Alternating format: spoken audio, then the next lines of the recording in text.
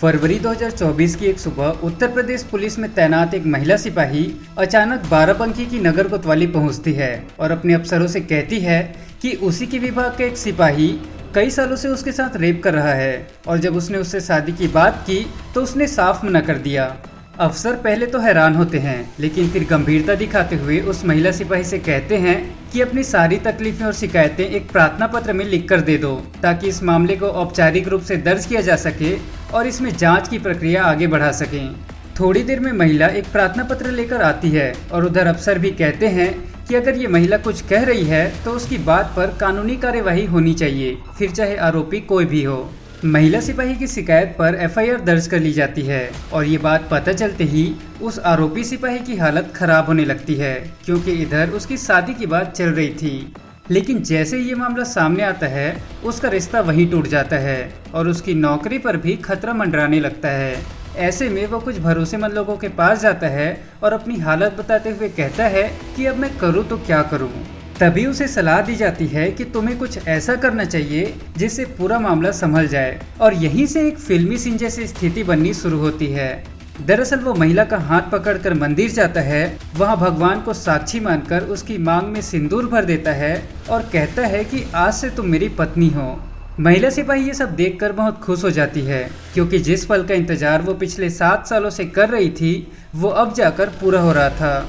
इसके बाद मामला मजिस्ट्रेट के सामने पहुंचता है और जब धारा 164 के तहत बयान होते हैं तो महिला सिपाही कहती है कि अब वो कोई कानूनी कार्यवाही नहीं चाहती, क्योंकि दोनों ने शादी कर ली है और अब वो दोनों साथ रहना चाहते हैं। इसके बाद बात वहीं खत्म हो जाती है। सभी लोग अपने अपने काम पर लौट जाते हैं और ऐसा लगता है जैसे इस कहानी की हैप्पी एंडिंग हो चुकी है, लेकिन असल में कहानी तो यहीं से शुरू होती है और आगे चलकर एक ऐसा दिल दहला देने वाला कत्ल होता है जिसने पूरे पुलिस सिस्टम और समाज को हिलाकर रख दिया। जैसे जैसे इस पूरे घटनाक्रम का खुलासा होता है लोगों को यकीन ही नहीं होता कि जो एक रक्षक था वो आखिरकार भक्षक कैसे बन गया। तो आखिर क्या है ये पूरा मामला, चलिए समझते हैं सब कुछ स्टेप बाय स्टेप इस वीडियो में। Hello, my name is Somesh and you are watching the murder case of a police constable Vimlesh Pal, Bindora, Barabanki district, Uttar Pradesh. 30 जुलाई 2025 की सुबह जब एक किसान रोज की तरह अपने खेतों की तरफ बढ़ रहा था तो उसे दूर से ही कुछ अजीब सा नज़ारा दिखा और जैसे जैसे वो नज़दीक पहुंचा उसकी आंखें फटी की फटी रह गई। खेत में एक लाश पड़ी हुई थी और जैसे ही वो पास पहुंचा उसने देखा कि एक कौवा उस लाश की आंखों को नोच रहा था। वो जब और पास गया तो देखा कि चेहरे पर कीड़े रेंग रहे थे, शरीर के ऊपरी हिस्से में आधे कपड़े थे और नीचे के हिस्से से कपड़ा गायब था। उसने गौर किया तो पता चला कि लाश किसी महिला की है और उसके शरीर पर आधी वर्दी अब भी बाकी है, लेकिन चेहरा इतनी बुरी तरह से जला हुआ था कि उसे पहचानना मुश्किल हो रहा था। किसान ने बिना देर किए पुलिस को सूचना दी और जैसी ये खबर मिली मिसौली थाने के एसएचओ सुधीर कुमार अपनी पूरी टीम के साथ मौके पर पहुंचे, क्योंकि मामला किसी आम नागरिक का नहीं बल्कि एक पुलिसकर्मी से जुड़ा हुआ था। थोड़ी ही देर में ये बात एसपी और फिर उच्च अधिकारियों तक जा पहुंची, जिसके बाद आईजी साहब और एसपी साहब भारी पुलिस बल के साथ घटनास्थल पर पहुंचते हैं। अब जांच शुरू होती है कि क्या महिला सिपाही वास्तव में ड्यूटी पर थी या किसी ने उसे वर्दी पहनाकर जानबूझकर वहां फेंका था। मौके से मोबाइल फोन भी बरामद होता है और सीने पर जो नेम प्लेट लगा हुआ था उसमें लिखा था विमलेश पाल। अब विमलेश पाल की पहचान और बैकग्राउंड की जाँच शुरू होती है। जैसे ही पुलिस उसकी जानकारी खंगालती है तो पता चलता है कि विमलेश पाल 2017 बैच की महिला सिपाही थी और वर्तमान में बाराबंकी जिले के सुबेहा थाने में उसकी पोस्टिंग थी।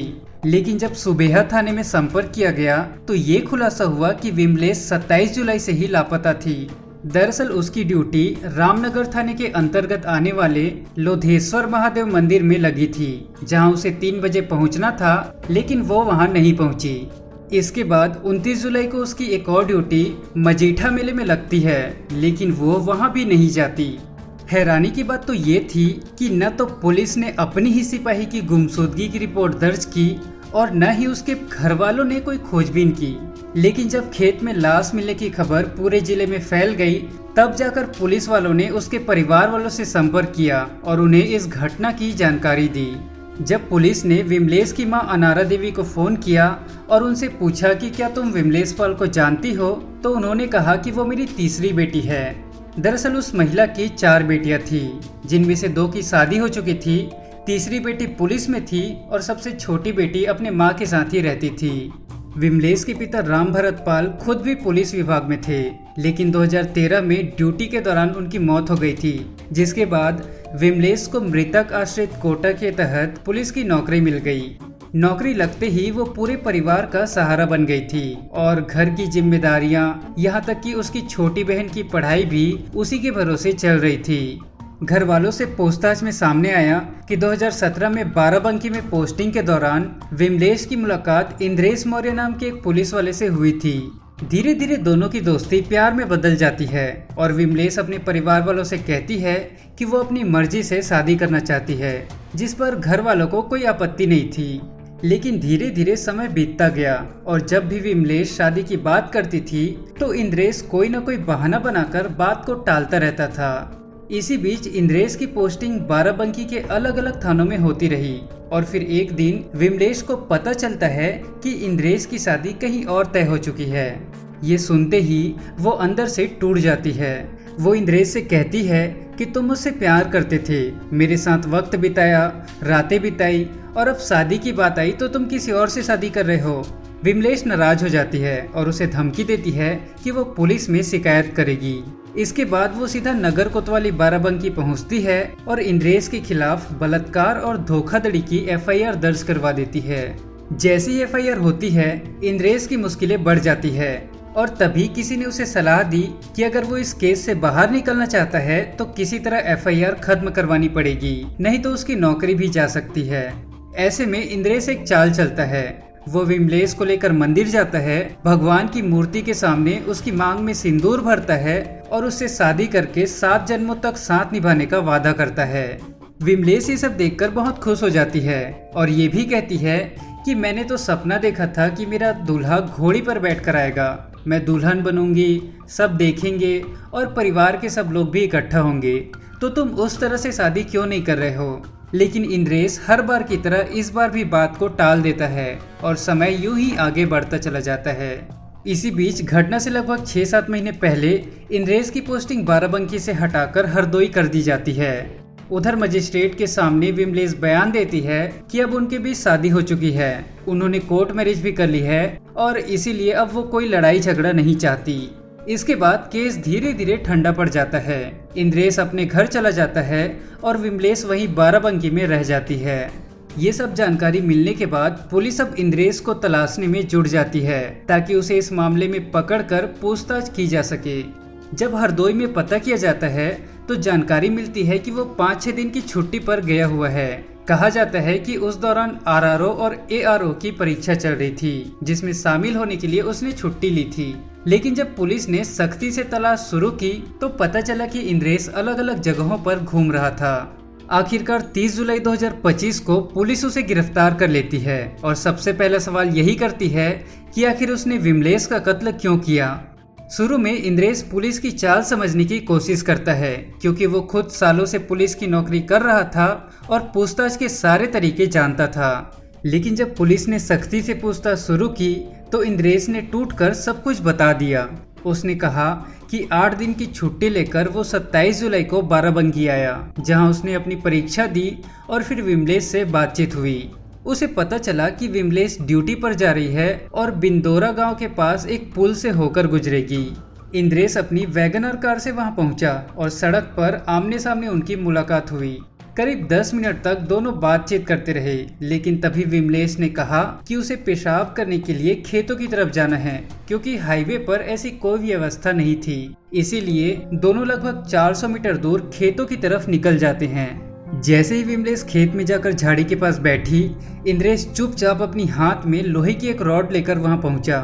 उसने पूरी ताकत से विमलेश के सिर पर वार किया और जैसे ही रॉड विमलेश को लगी वो जमीन पर गिर गई। इसके बाद इंद्रेश ने उसका गला घोंटकर बड़ी बेरहमी से उसकी हत्या कर दी। हत्या के बाद वो चुपचाप अपनी कार में बैठकर वहां से निकल गया और रात करीब 1 बजे लखनऊ पहुंचा। वहाँ वो कुछ देर अपने मामा के पास रुका और फिर पूर्वांचल एक्सप्रेसवे से होते हुए सुल्तानपुर और जौनपुर चला गया। 27 जुलाई को ये सब घटना हुई और 30 जुलाई को जब पता चला कि लाश मिल चुकी है तो वो बाराबंकी लौटने लगा, लेकिन बाराबंकी पहुंचते ही पुलिस उसे पकड़ लेती है और पूछताछ में सारी हकीकत सामने आ जाती है। जब उससे पूछा गया कि उसने कत्ल क्यों किया तो वो कहता है कि वो मिथिलेश को कभी अपनी पत्नी के रूप में स्वीकार नहीं कर पा रहा था, जबकि विमलेश सिर्फ ये चाहती थी कि जैसे एक पत्नी अपने ससुराल जाती है वैसे ही उसे सम्मान मिले, अधिकार मिले और वो अपने पति के साथ सामान्य जिंदगी जी सके। लेकिन इंद्रेश ये सब नहीं चाहता था, क्योंकि उसने शादी सिर्फ एफआईआर खत्म करवाने के लिए ही की थी, न कि किसी सच्चे प्यार के लिए। हालांकि 2017 से वो उसके साथ था, लेकिन शायद उसका इरादा सिर्फ शारीरिक संबंध तक ही सीमित था, प्यार तो कभी था ही नहीं। आखिरकार पुलिस ने उसे गिरफ्तार करके जेल भेज दिया है और अब उसे नौकरी से निकालने की प्रक्रिया भी शुरू हो गई है। बताया गया है कि फाइल शासन को भेजी जाएगी और जल्द ही उसे पुलिस की नौकरी से हटा दिया जाएगा। साथ ही मामला फास्ट ट्रैक कोर्ट में चलाया जाएगा ताकि कम से कम समय में उसे कड़ी से कड़ी सजा मिल सके। उधर विमलेश के परिवार का रो रो कर बुरा हाल है, क्योंकि पूरे घर की जिम्मेदारी उसी पर थी। अब ना तो वो रही, न उसकी नौकरी रही और न ही माँ और छोटी बहन का कोई सहारा बचा है। अब आप खुद सोच सकते हैं कि उस घर की हालत आज कैसी होगी। फिलहाल आज का केस यहीं समाप्त होता है। इस केस को लेकर आपके क्या विचार हैं कमेंट्स में ज़रूर बताएं और ऐसे ही इंटरेस्टिंग क्राइम केसेस देखने के लिए हमारे चैनल को सब्सक्राइब करें। हम फिर मिलेंगे एक नए केस के साथ, तब तक के लिए नमस्कार और ध्यान रखिए।